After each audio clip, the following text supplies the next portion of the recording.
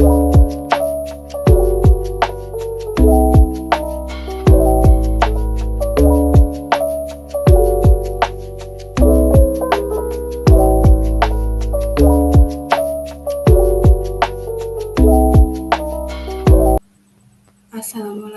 warahmatullahi wabarakatuh.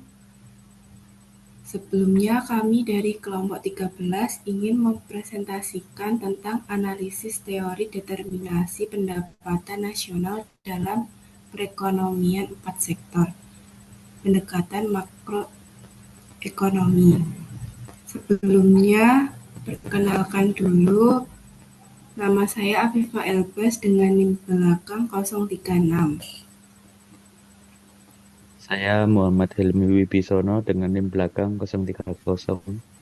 Saya Rian Wahyu Ikhlasul Wilyono dengan NIM belakang 257.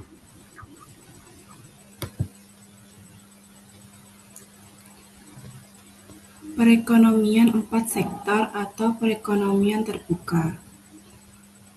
Pengertian, perekonomian 4 sektor atau perekonomian terbuka adalah sistem di mana suatu negara berhubungan dengan negara lain melalui perdagangan internasional.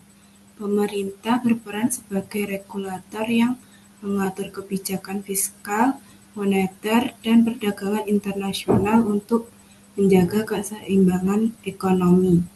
Perekonomian terbuka memberikan kesempatan bagi masyarakat, baik individu, swasta, maupun pemerintah, untuk terlibat dalam perdagangan barang, jasa, dan modal antar negara serta pertukaran teknologi.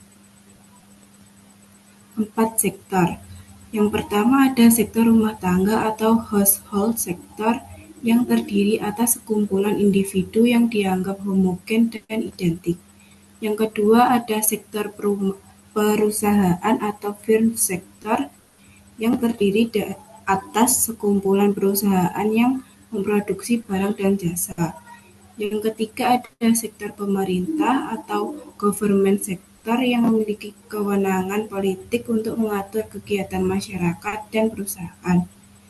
Yang keempat ada sektor luar negeri atau foreign sector, yaitu sektor perekonomian dunia, di mana perekonomian melakukan transaksi ekspor-impor.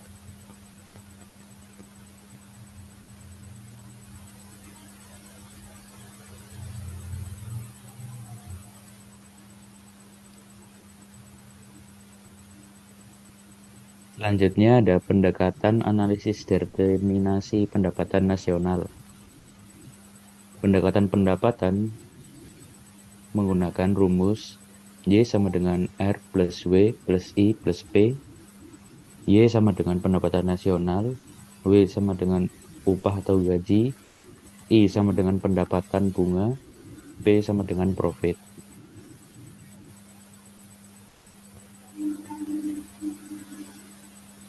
Lalu ada pendekatan analisis determinasi pengeluaran nasional.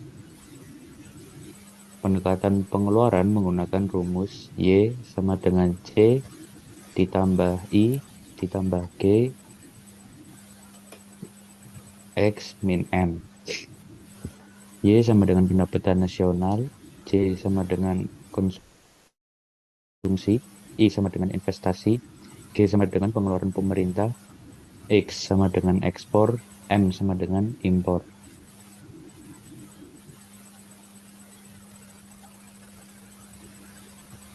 Selanjutnya ada ciri-ciri utama aliran pendapatan dalam perekonomian terbuka. Rumah tangga memperoleh pendapatan dari gaji, sewa, bunga, dan keuntungan yang kemudian digunakan untuk yang pertama konsumsi barang dan jasa dari perusahaan dalam negeri, yang kedua membayar pajak, yang ketiga membeli barang impor, yang keempat menabung di bank atau lembaga keuangan. Selain itu, ada aliran uang keluar untuk pembayaran impor dan pengeluaran pemerintah serta investor ke perusahaan domestik untuk membeli barang, modal, dan kebutuhan administrasi serta investasi.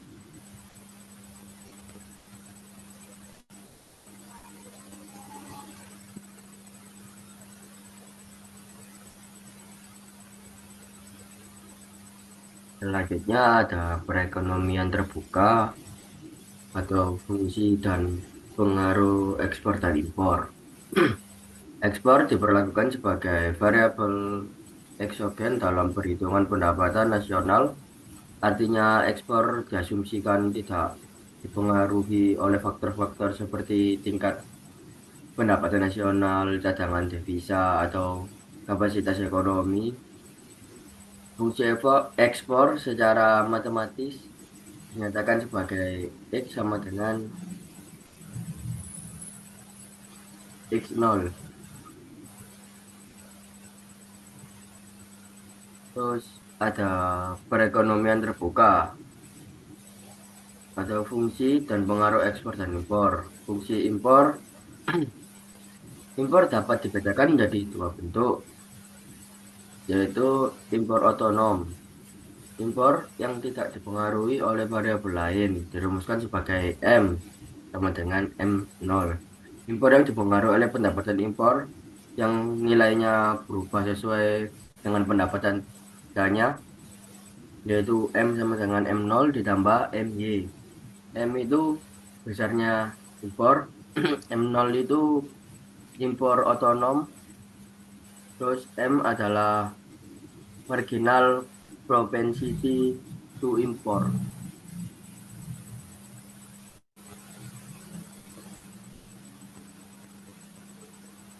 Next,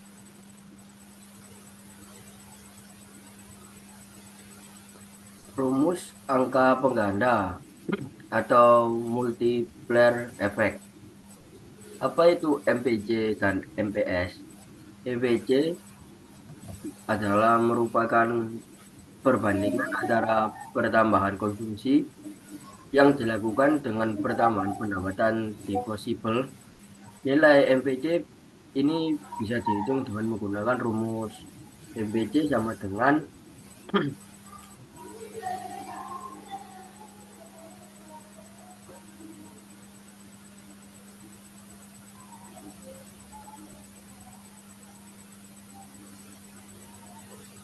sementara itu MPS merupakan perbandingan antara tambahan tabungan akibat adanya pertambahan pendapatan. Nilai MPS bisa dihitung dengan menggunakan rumusnya tadi saja. Adapun antara MPJ dan MPS yang ditanyakan sebagai berikut. MPJ ditambah MPS sama dengan 1. Sehingga MPJ sama dengan 1 dikurangi MPS. Terus MPS sama dengan 1 dikurangi MPJ.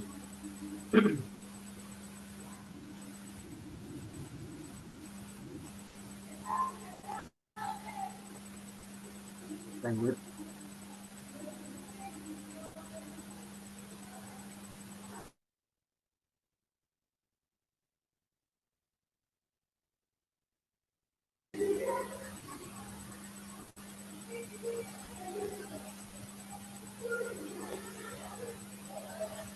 Lanjut abangku. Kesimpulan, perekonomian terbuka 4 sektor mencakup interaksi antara rumah tangga, perusahaan, pemerintah, dan sektor luar negeri. Secara perekonomian terbuka memberikan kesempatan bagi suatu negara untuk berinteraksi dengan negara lain dalam perdagangan barang, jasa, dan modal, serta berpartisipasi dalam pertukaran teknologi dan investasi. Sekian dari kelompok kami. Bila ada salah kata, mohon dimaafkan. Wassalamualaikum warahmatullahi wabarakatuh.